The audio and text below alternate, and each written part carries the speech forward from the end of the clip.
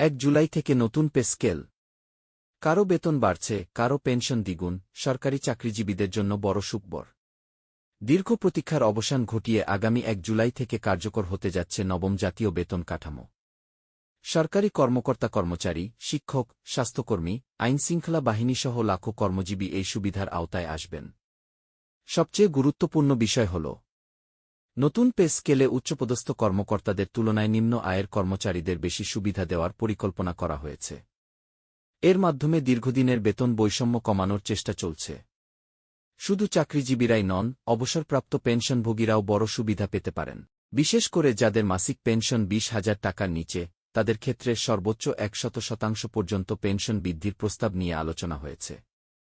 বিশ্লেষকরা বলছেন, মূল্যস্ফীতি ও জীবনযাত্রার ব্যয় বৃদ্ধির প্রেক্ষাপটে এই পদক্ষেপ সরকারি কর্মচারীদের আর্থিক স্বস্তি দিতে পারে।